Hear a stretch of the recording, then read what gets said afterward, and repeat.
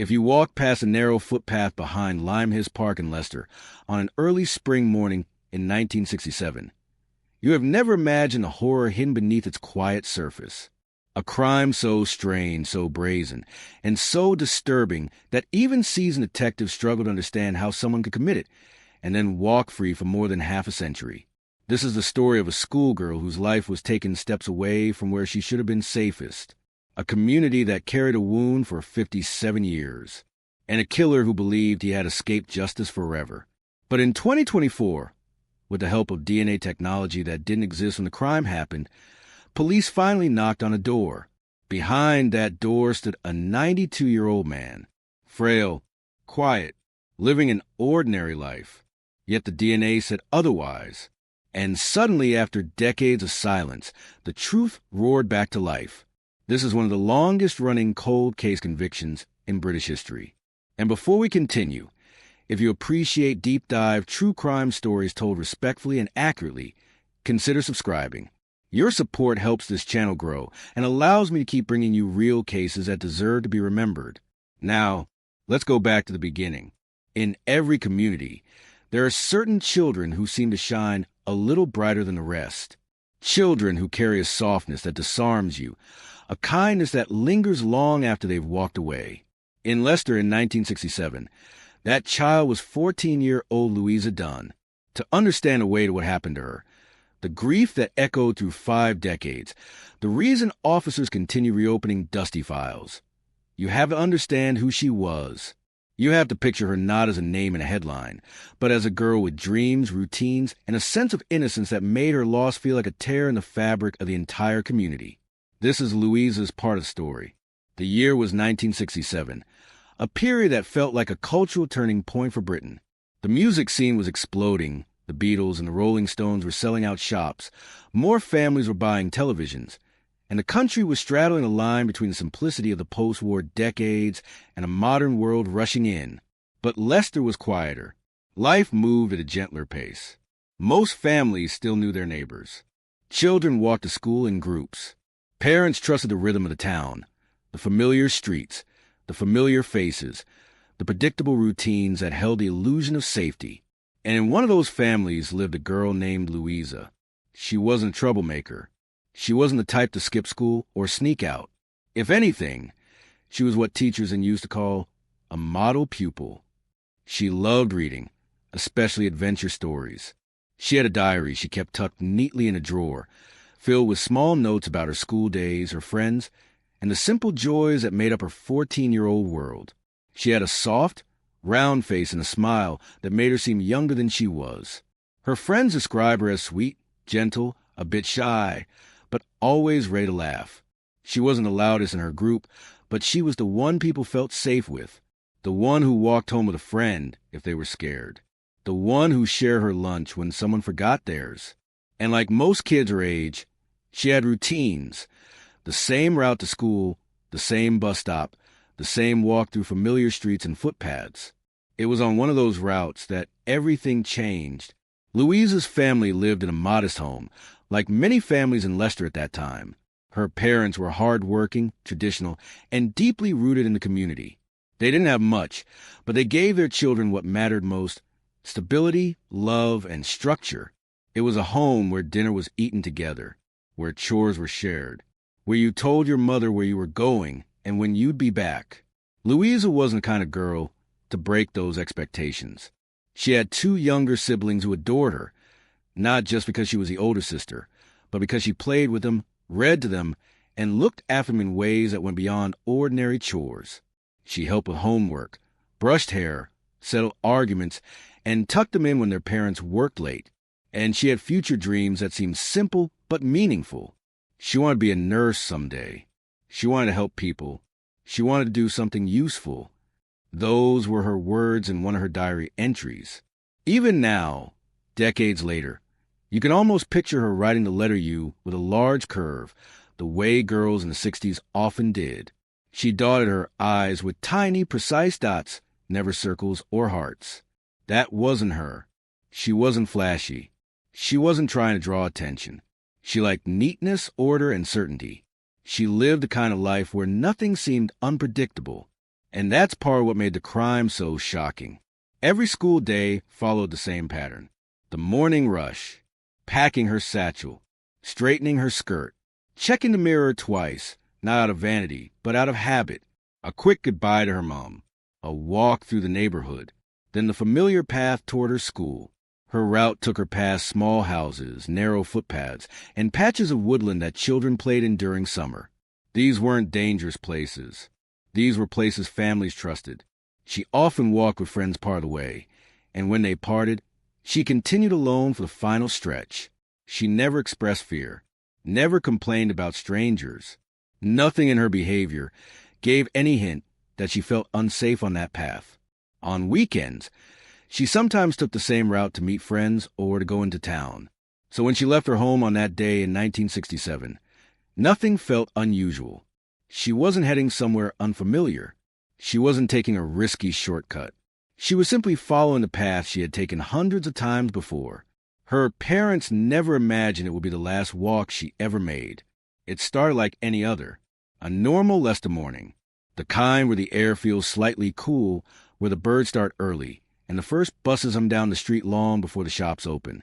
Louisa dressed for school with her usual carefulness. She ate breakfast at the table. Her mother reminded her to be home on time for dinner. Something small like stew or potatoes and greens, nothing special, but something routine. Her mother asked if she had her books. Yes. Her lunch. Yes. Her homework. All done. Nothing in that conversation hinted at tragedy. Nothing in her voice felt strange or fearful. When she stepped out the door and walked toward the footpath, she wasn't walking toward danger. She was walking toward school, the same way she always had, but moments later, in a way that no one saw coming.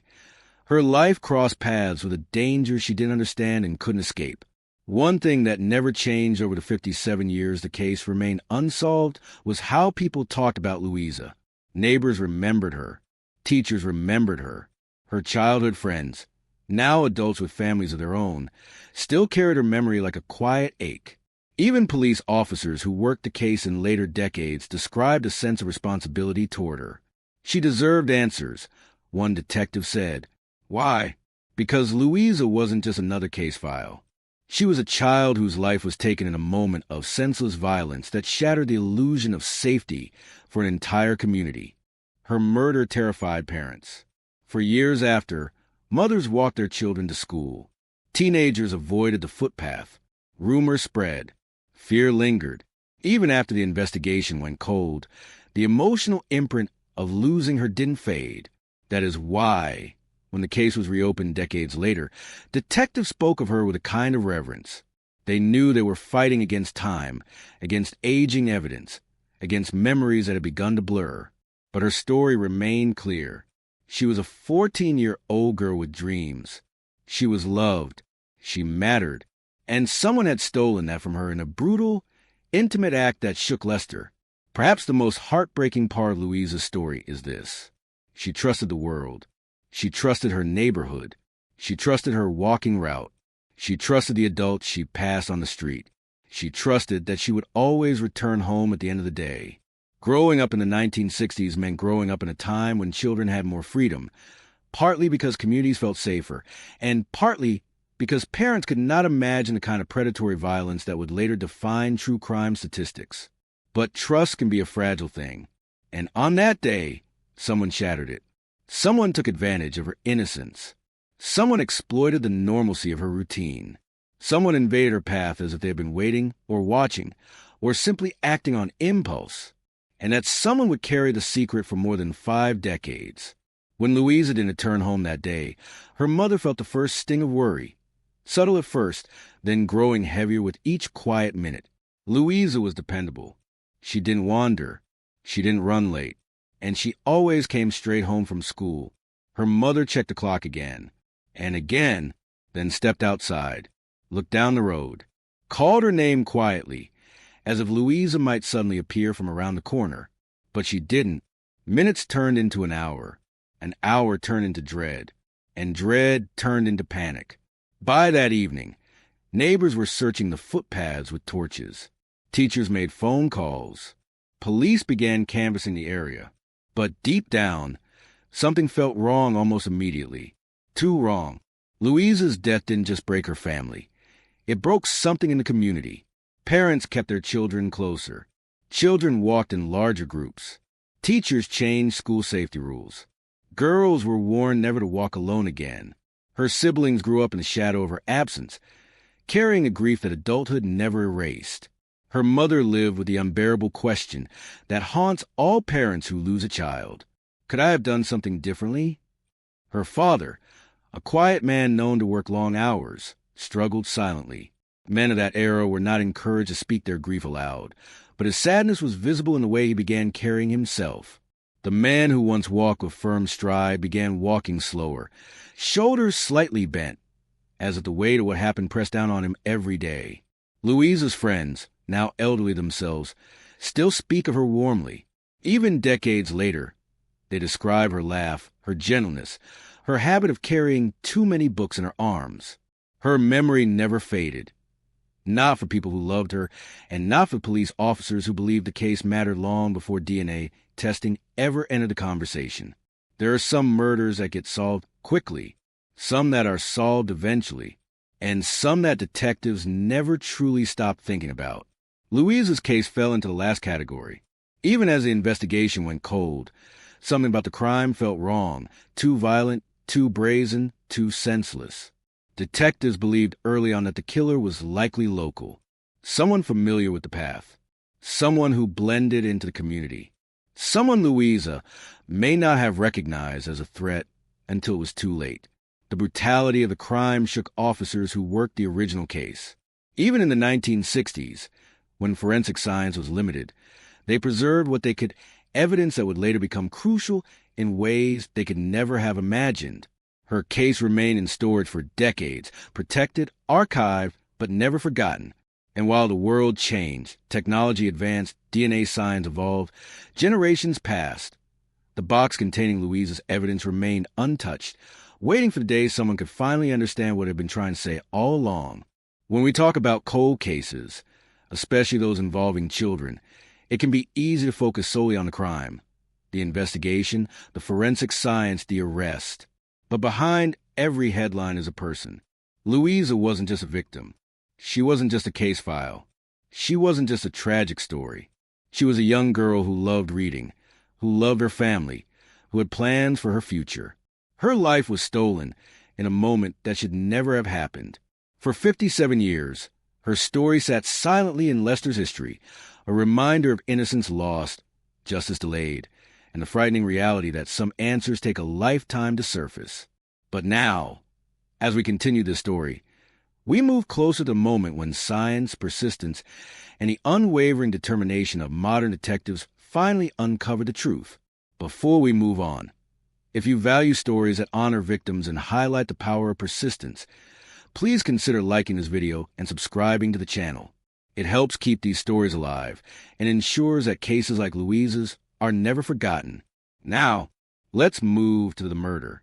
There are moments in history where time seems to freeze, moments so dark, so sudden, and so violent that they become permanently etched into memory of everyone touched by them. The murder of 14-year-old schoolgirl Louisa Dunn on March 19, 1967, was one of those moments. It was the kind of crime that Leicester had never seen before, the kind of crime people whispered about for decades, the kind of crime that created a wound time refused to heal. To understand the scale of shock that followed, you must first understand what happened that day, or as much as investigators were ever able to piece together. This is a part of the story no one ever wanted to tell, but everyone needed to understand. It was a Sunday afternoon, not a school day, not a weekday routine, just a quiet, ordinary Sunday in early spring, the kind where children played outside after lunch, the kind where families walked to the park, the kind where a 14-year-old girl could go out for a short walk and be expected home within the hour. Louisa wasn't going far. She wasn't meeting anyone dangerous. She wasn't breaking any rules. She simply left her home, walked her usual familiar route, and entered the narrow footpath known locally as the Black Pad, a footpath behind Limehouse Park that children use often. The path wasn't isolated, not in the way some imagine now. Back then, it was a shortcut, a safe one. Just trees, a fence, and a worn dirt track leading toward a village. Dozens of people use it every week.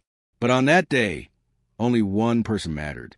And that person was someone Louisa never reached home to tell her mother about. Some murders are planned. This one wasn't. There is no evidence the killer followed her. No evidence the killer stalked her days in advance. No evidence he knew she would be on that footpath. What investigators concluded over the decades was chilling in its simplicity. She encountered the wrong man at the wrong moment. Later, forensic science would reveal that the killer was Ryland Headley, a man who lived locally, a man who used that same path regularly, a man whose life on the surface would never have hinted at unimaginable violence. In 1967, he was not a 92-year-old frail pensioner. He was a young man, physically capable, socially unremarkable, and living quietly enough that no one suspected he was capable of killing a child. He did not lure her. He did not convince her to go anywhere. He intercepted her. Suddenly, violently, with no warning.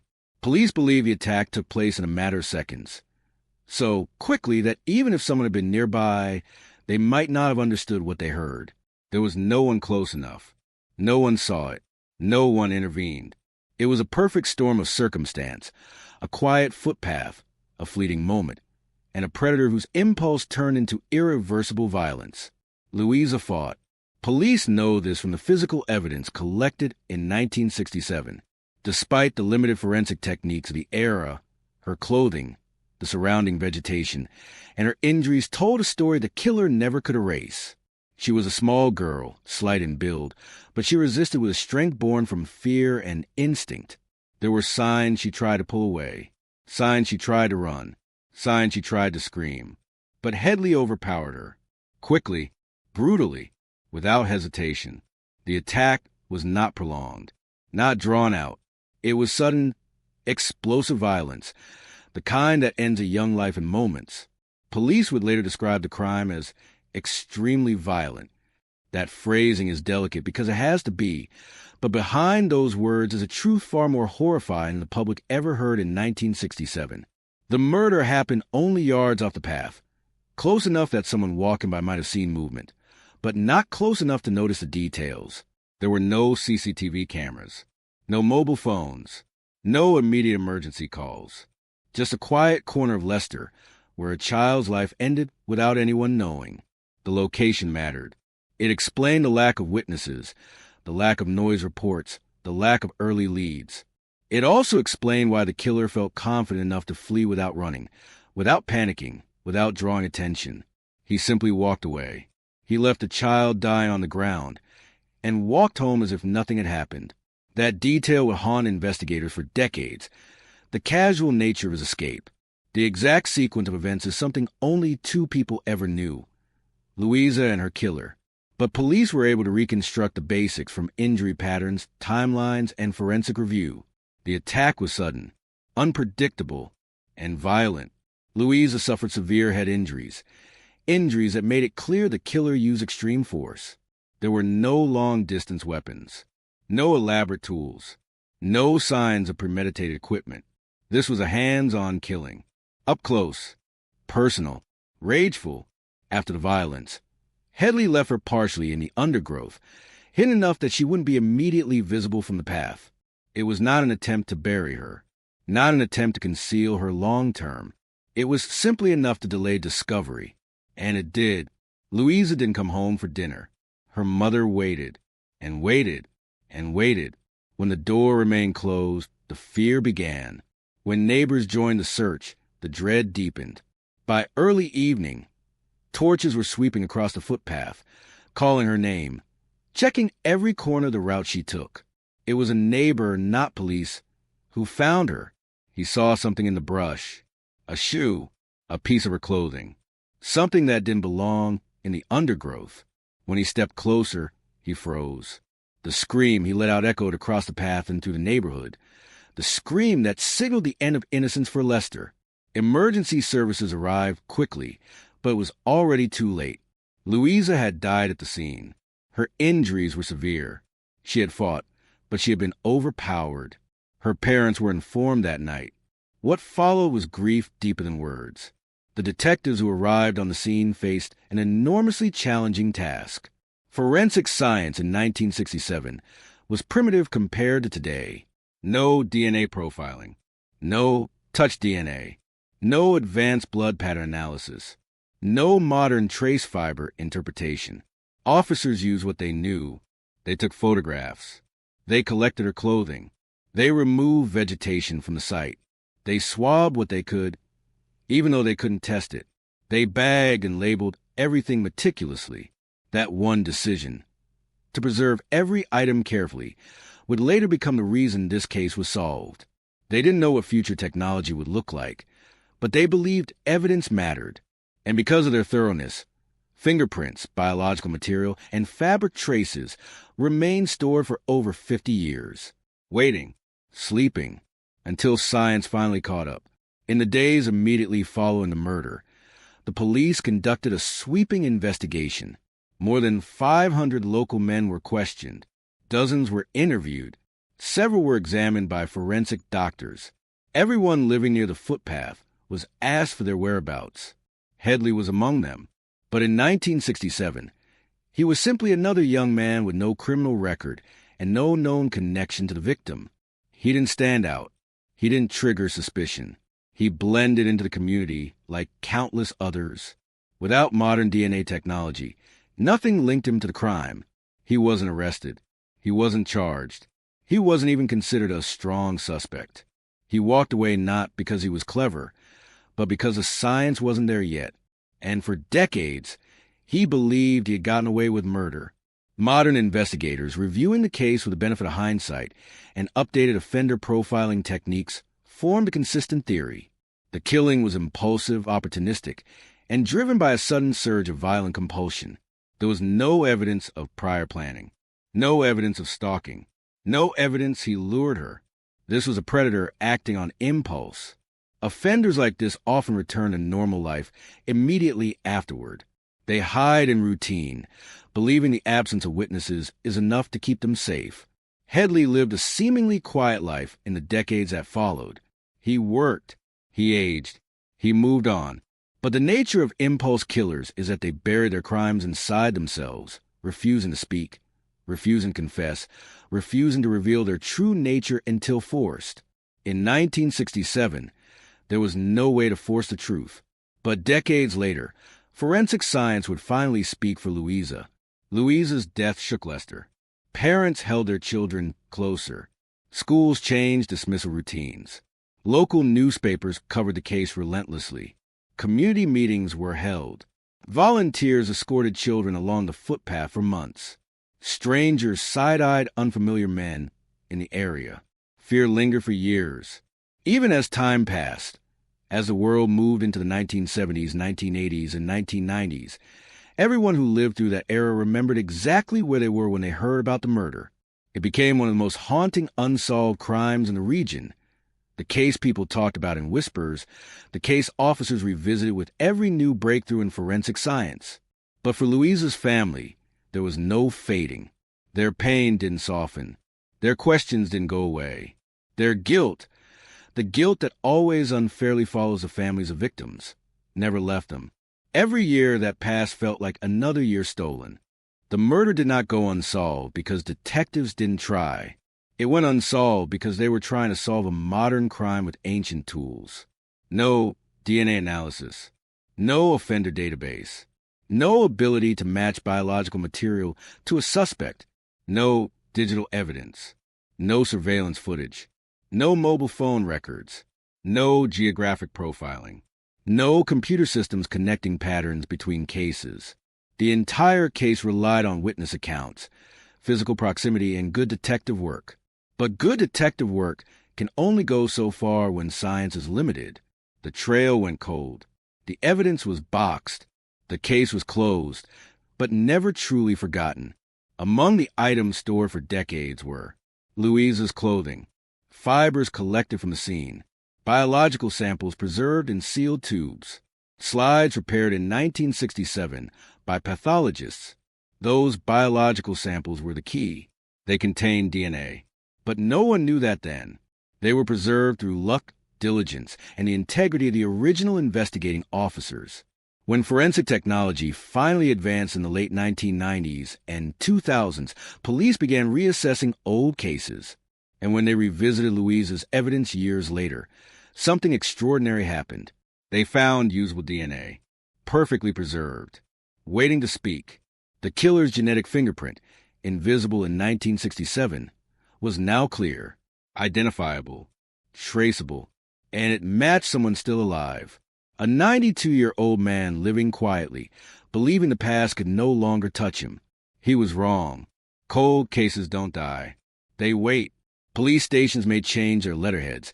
Detectives may retire, and buildings may be renovated. But somewhere inside every department sits a room with boxes full of ghosts. Cases that never found justice. For the Leicestershire Constabulary, one box stood out. One name always pulled detectives back in. Louisa Dunn, 1967, unsolved, child victim. It was the kind of case officers carried home in their minds. The kind that kept them awake at night, even decades later. The kind parents told their children about, not as a story, but as a warning. For years, that box sat on a shelf. Not forgotten, simply waiting for science to catch up.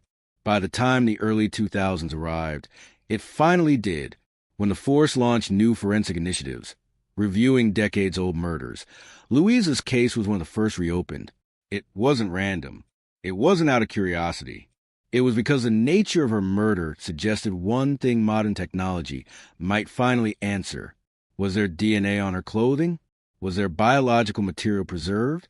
Was there something, anything, the killer left behind? Detectives carefully unpacked the evidence sealed in 1967. The dress she wore, the coat, fibers wrapped in old envelopes, slides prepared by pathologists who could never have imagined what future scientists would be capable of. Everything had been stored with meticulous care. No contamination, no exposure, nothing damaged by poor handling.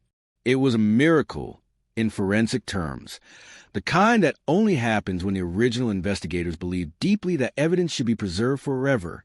A new forensic team examined the samples with technology that would have seemed like science fiction in 1967. DNA profiling, microtrace analysis, advanced extraction techniques, sensitive methods capable of detecting genetic material invisible to the human eye. The process was slow, painstaking, delicate. Each sample had to be handled like it was the last chance to ever find the truth, because it was. When the results finally returned, the team stared at the screen. They had a DNA profile. Clear, strong, unmistakable. A full male profile had been recovered from Louisa's clothing. The room fell silent. This wasn't hope anymore. This wasn't theory. This wasn't speculation. They had the killer's genetic identity. Something impossible to obtain in 1967. Now, all they needed was a match. Having a DNA profile is powerful, but it's not magic. To match it, the suspect must be in a database. So detectives uploaded the profile. They held their breath, and the system searched. 1 minute, 2 minutes, 3 minutes. No match. Not in the UK National Database. Not in prior offenders. Not in anyone previously sampled. The profile belonged to a man who had either never been arrested, never been fingerprinted, never been DNA tested, or had committed no crimes that brought him into the system. This wasn't a dead end, but it was a delay. Detectives began cross-checking. Historic suspects men interviewed in 1967 men who lived near the Path residents from the area now deceased. Bit by bit, they eliminated names. Suspects died. Suspects moved. Suspects turned out innocent when tested. Only one way remained to find the man the DNA belonged to. A full genealogical review. The kind of testing modern investigations now rely on to solve impossible cases. Genealogical analysis uses distant relatives, cousins, second cousins, third cousins, to build a family tree back toward the source. It is slow, complex, and requires enormous skill. But when the team applied it to the DNA found on Louisa's clothing, something incredible happened. The branches of the genetic tree began pointing toward one name, one man, still alive, living quietly, a man who had been interviewed in 1967 and dismissed. Ryland Headley. At the time of the murder, he was a young man living in Leicester. He used the footpath. He fit the window of opportunity. In 1967, none of that made him stand out. But in 2024, his DNA did. Investigators triple-checked, quadruple-checked. They reviewed every genealogical line, every possibility of contamination, every alternate suspect. Every path led back to Headley. The crime that had haunted an entire community now had a name, a real face, a living perpetrator.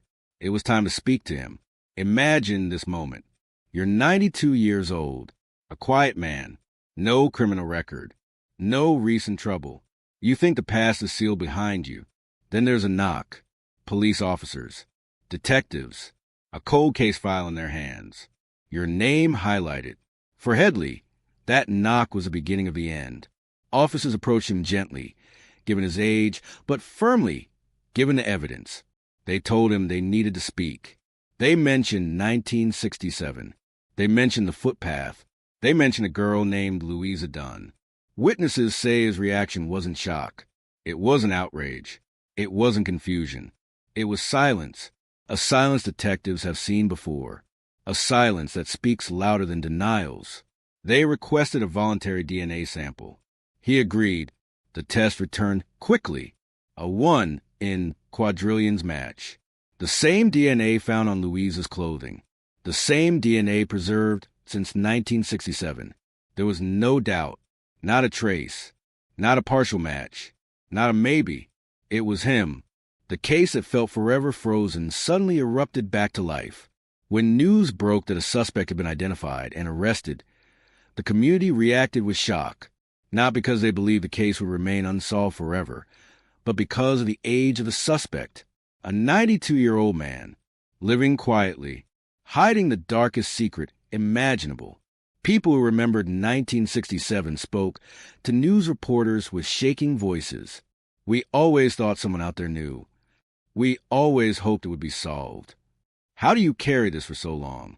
For Louisa's surviving relatives, it was indescribable, a mixture of heartbreak and relief, because justice, even late, is still justice.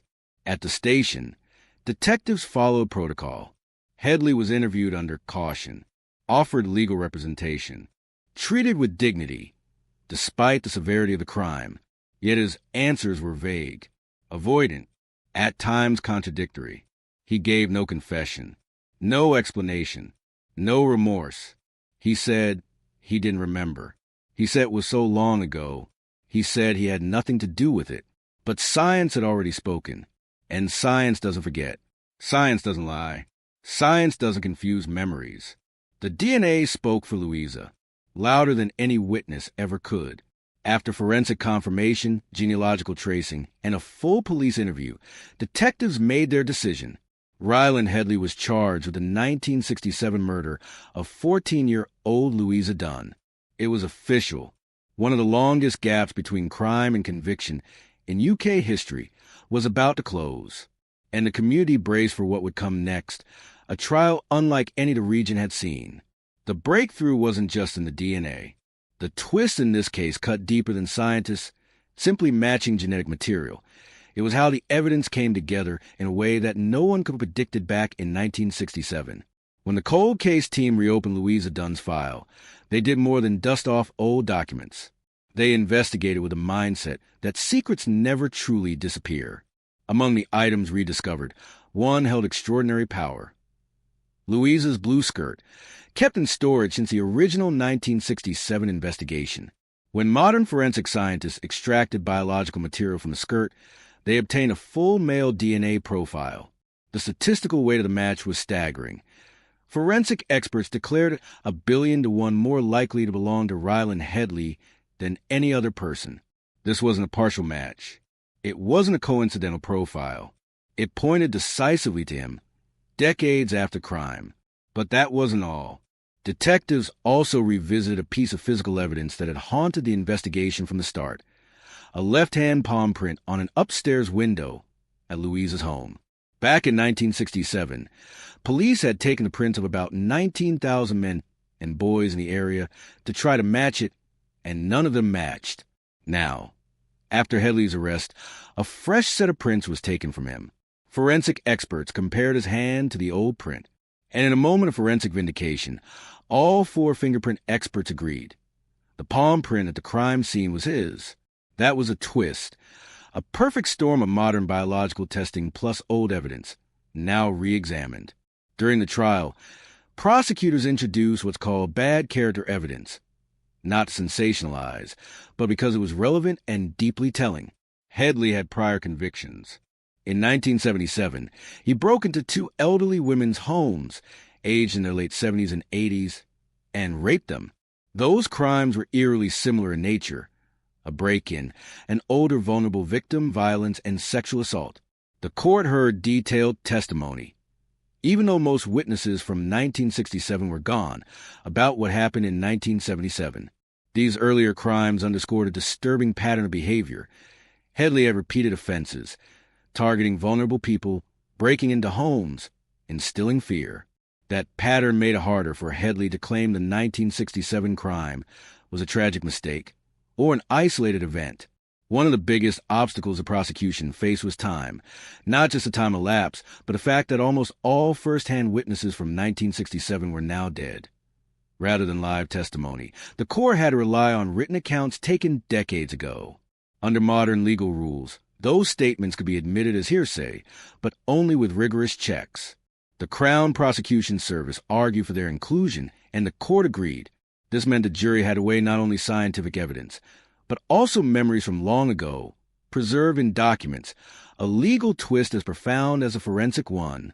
When it came to sentencing, the judge didn't mince words. Just as Derek Sweeting described Headley's actions as pitiless and cruel, he said the violation of Louisa's home, the place she should have felt safest, was a deeply depraved act. He handed down a life sentence, with minimum term of 20 years. But his final words to Headley reverberated through the courtroom. "You will never be released. You will die in prison."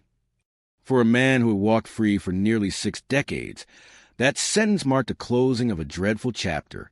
For Louisa's descendants, the trial and verdict were more than legal outcomes. They were emotional reckoning. Her granddaughter, Mary Dayton, spoke in court. She told how her grandmother's murder had cast a long, dark shadow over her mother's life, and over the whole family. Mary said she had accepted that some murders just never get solved. But now, finally, there was closure. The relief was tangible, but so was the pain. It saddens me deeply that all the people who knew and loved Louisa are not here to see that justice is being done. Detective Inspector Dave Marchant, who led the Major Crime Review team, praised Mary's remarkable resilience and courage. He called the verdict a demonstration of how modern policing, when paired with old-school dedication, can bring justice, even after decades. Here's a profound twist. This case illustrates how justice doesn't always arrive quickly, but it can arrive. It shows how preserving evidence matters. The items from 1967 were carefully stored. Without that, no DNA profile could have been made. It shows how modern forensics can resurrect old investigations. A simple piece of clothing and a palm print, once re-examined under new technology, became the smoking gun. It demonstrates that perpetrators of serious crime might not always age out. Even a 92-year-old man, living a quiet life, carried a secret that would finally catch up with him. And it underscores the power of persistence from legacy detectives, cold case teams, forensic scientists, and the victim's family. This wasn't just a twist in the trial. It was a moral, social, and scientific reckoning. A reminder that even the darkest chapters of history can be revisited, reanalyzed, and resolved. For nearly 6 decades, the man responsible for the murder of 14-year-old Louisa Dunn lived a life that looked completely ordinary. He paid bills, walked the same streets as everyone else, aged quietly, and blended into the fabric of everyday society. But in 2024, everything he believed about his freedom came to an end. It was early morning when 2 detectives from Avon and Somerset Police walked up the path of a modest home in Bristol. The address belonged to 92-year-old Ryland Headley. He was frail, thin-voiced, and using a walking aid. To a passerby, He looked like someone's harmless great-grandfather. But the officers approaching his door carried a truth that had taken 57 years to surface. The DNA profile extracted from Louisa's blue skirt had made its way through every database. The match was exact. There was no room for doubt. When he opened the door, Headley blinked in surprise. Not fear, not guilt, just a blankness that detectives later described as a man who thought the past had died with time. They informed him calmly, "Mr. Headley, you are under arrest for the rape and murder of Louisa Dunn, committed in Leicester in 1967. The words hung in the air like the echo of a ghost finally speaking. Most people expect denial, protests, outrage, panic, but Headley didn't react that way at all. Officers reported that he didn't break down or argue. He didn't shake or collapse. Instead, he simply stared, as if processing something from another life. Some investigators later said privately that it was a look of a man who always knew this moment might come, but assumed it never would. He uttered only a few hesitant words, nothing that resembled a confession. In the car, he remained stone silent. At 92, his body was frail, but psychologically he held on to his stance. He wasn't going to admit anything willingly. Headley still didn't know the full force of what was coming. To him, it must have seemed unthinkable that something left on a skirt in 1967 could reappear as hard evidence decades later. But police explained. The DNA was conclusive. The palm print matched. His history of sexual violence supported a pattern. This wasn't a case built on memory. It wasn't built on circumstantial testimony. It was built on science, resurrected across time. In the back of the police vehicle, Headley sat strapped in, small and fragile under the weight of age. Yet the officers escorting him knew the truth. Inside that frailty lived the same man who had once broken into a home, attacked a child, and taken her life without mercy. During the drive, he asked one question, a question that officers described later as chilling in its simplicity. "How did you find me after all these years?" And the detective beside him answered, "DNA, Mr. Headley. DNA doesn't forget." Headley didn't speak again. When police called Louisa's surviving relatives, including her granddaughter, the reaction was a complicated mix of relief, shock, grief, and disbelief. For decades, Louisa's family lived with a terrible truth, that the person who killed her had likely gone on with life, unpunished and untroubled. They were told for many years that the case was unsolvable, that evidence had gone cold, that justice might never come. And yet, at 92 years old, the killer was now in custody. Mary Dayton, Louisa's granddaughter, would later say, "We accepted that the person who did this might die before ever being found." To get that call, it was overwhelming. It felt like a weight being lifted. But it also reopened the sadness. Her words reflected the emotional complexity of cold case justice. Closure doesn't erase grief. Justice doesn't reverse tragedy. But it does restore truth and bring a measure of peace. At the station, Headley underwent full processing like any other suspect. Officers took fresh fingerprints to compare with the 1967 palm print. They took DNA samples. They took his mugshot, an old man staring straight into the lens with a hollow, unreadable expression. In that moment, the gulf between who he appeared to be, a frail senior, and what he had done, a violent sexual murder, became painfully clear. One detective noted, "He looked like a harmless, elderly man, but the evidence told us we were staring at a killer. Age doesn't wash away what someone has done." Detectives interviewed him multiple times. They confronted him with the facts. His DNA on Louisa's clothing, the palm print at the scene, the similarities to his later attacks, the timeline that placed him in Leicester in 1967. They watched his reactions closely. He never confessed. He never explained. He never showed remorse. He simply repeated a few quiet denials, the same scripted responses over and over, but they didn't match the evidence. And investigators didn't need a confession. The science spoke louder than he ever would. In many ways, Headley's silence became its own form of confirmation. He couldn't explain the evidence, so he didn't try. When the arrest finally became public, Leicester, Bristol, and even the wider UK reacted with astonishment. A 92-year-old man arrested for a murder committed when Harold Wilson was Prime Minister? A case older than some people's parents? Newspapers called it one of the longest-running cold case breakthroughs in British history. For the people of Leicester, especially older residents who remember the fear that gripped the city in 1967, the arrest was both shocking and deeply emotional. Many said they never believed they'd see justice in their lifetime. Others were angry that Headley had enjoyed freedom for so long, while Louisa's life ended at just 14. Some people had lived their entire lives with this case unsolved, and now everything had changed. After weeks of processing and evidence review, prosecutors charged Ryland Headley formally with murder and rape. The decision wasn't rushed. It wasn't symbolic. It was based on one of the strongest forensic foundations ever seen in a UK cold case. As preparations for trial began, one thing became clear. This would not be an ordinary court case. This would be the closing of a story that had haunted generations. And as the community braced itself, the justice system moved into a chapter many believe would never be written. If this series has gripped you, please take a moment to like this video. It helps more people discover real cold cases like Louisa's and keeps the memory of victims alive. And if you haven't yet, subscribe so you don't miss the remaining parts of this story. For 57 years, the story of Louisa Dunn remained suspended in a painful kind of limbo, a crime without a face, a wound without a name attached. But in 2024, after the arrest of 92-year-old Ryland Headley, the people of Leicester finally watched the long-awaited machinery of justice begin to move. And no one, not even the most seasoned detectives, was prepared for the emotional weight that followed. The first day of trial felt surreal. On one side sat a jury born decades after Louisa died, people who grew up in a world of smartphones, Wi-Fi, and modern policing. On the other sat a defendant who committed a crime in a time before DNA profiling even existed. The courtroom was quiet when Headley was brought in. He appeared frail in his wheelchair, thin, pale, and visibly aged. But the families present, Louisa's relatives, old neighbors, members of the Leicester community, all shared a single unspoken truth. Age does not erase guilt. Time does not undo what was done. The judge reminded the courtroom.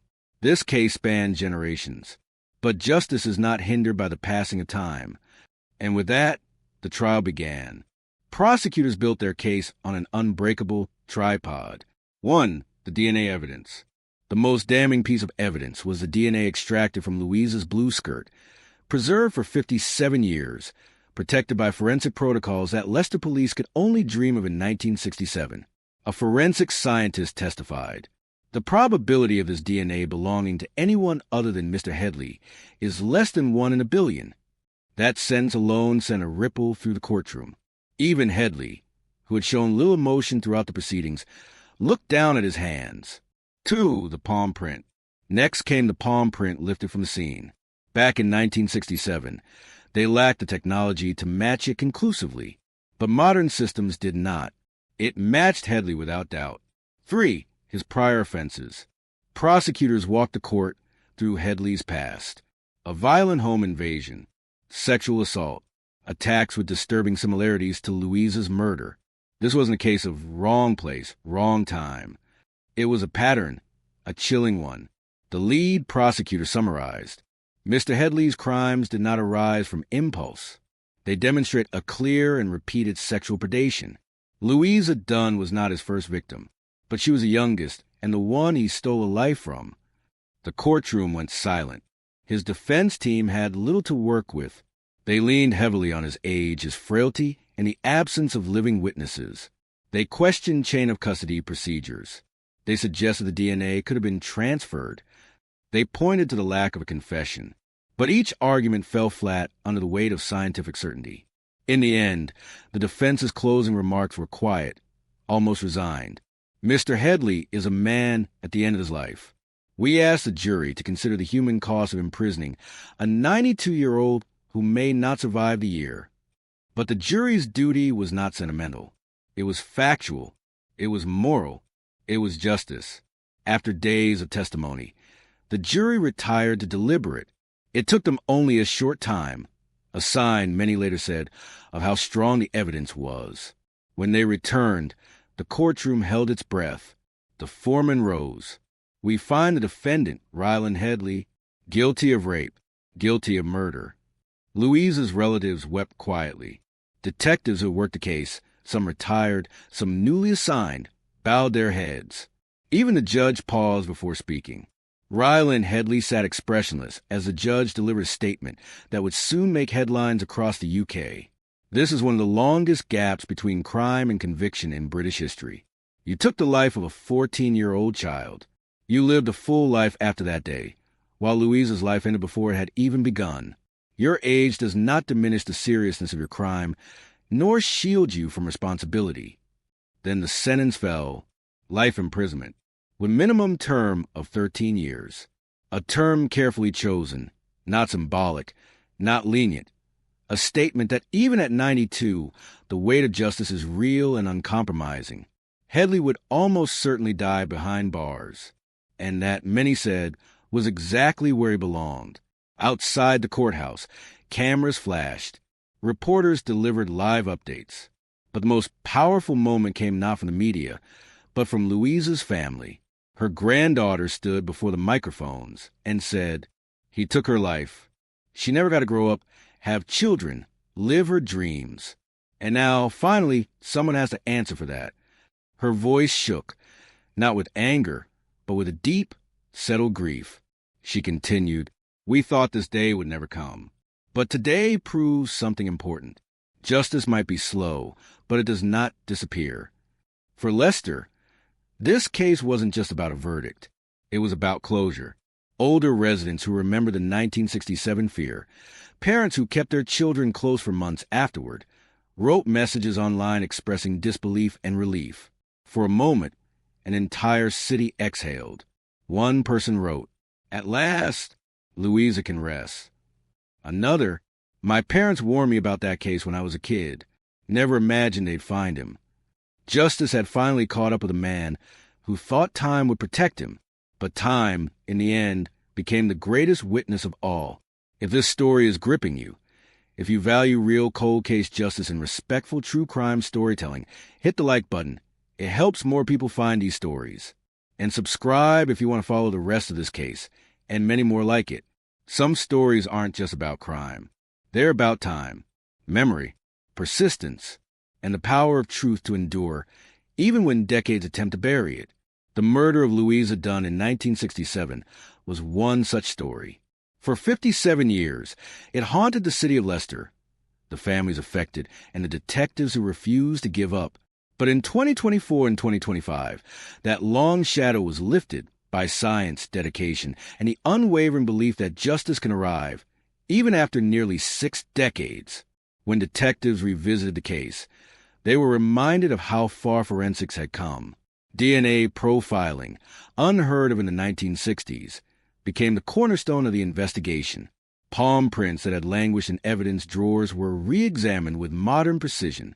Genealogical tracing connected decades-old biological evidence to a living man, proving the enduring reach of science. The twist in this investigation wasn't just the arrest of a 92-year-old man. It was the proof that time cannot erase the truth. Even when witnesses die, memories fade, and decades pass, the smallest preserved evidence, a scrap of fabric, a fingerprint, a hair, can carry the story forward. Ryland Headley's conviction in 2025 is more than a legal milestone. It is a moral one. It is a statement that crimes against the innocent, no matter how long ago, will be pursued. Victims, no matter how much time has passed, deserve recognition, respect, and closure. Even in cases where the perpetrator has aged beyond the ordinary lifespan, the law still holds him accountable. For Louisa's family, the verdict didn't erase the grief. It didn't replace the daughter, the sister, the granddaughter who was lost. But it gave them something even decades later. The truth, finally spoken aloud and justice delivered. Louisa's case stands as a beacon for cold cases worldwide. Investigators now see that. Persistence matters. Detectives who carefully preserved evidence decades ago made this conviction possible. Modern technology matters. New forensic tools can uncover truths that once seemed impossible. Families matter. The advocacy and memory of victims' relatives can keep cases alive, even when hope fades. Across the UK, law enforcement agencies have taken notice. Cases previously deemed unsolvable are now re-examined with fresh eyes, modern labs, and renewed determination. Leicester, Bristol, and the surrounding areas will always remember Louisa Dunn. She was 14 when her life was stolen, a life of possibility, love, and hope. Her family continues to honor her memory. Community groups advocate for child safety and for the importance of reporting crimes. And ordinary people reading or watching her story are reminded that justice may be slow, but it does arrive. The murder of Louisa Dunn teaches us that evil may hide, but it cannot escape evidence. Time may dull memory, but it cannot erase the truth. Science, diligence, and human resolve can bridge decades, giving voice to the voiceless. For Ryland Headley, justice came at the very end of a long life. For Louisa, it came long after she was gone. But for the world, her story reminds us, never stop searching for truth, never stop fighting for justice, and never forget the victims. If this story moved you, please like the video, share it with others, and subscribe for more real cold case stories. Every click keeps these cases alive and honors the memory of victims like Louisa Dunn. Because while cold cases may be frozen in time, their impact and the quest for justice is timeless.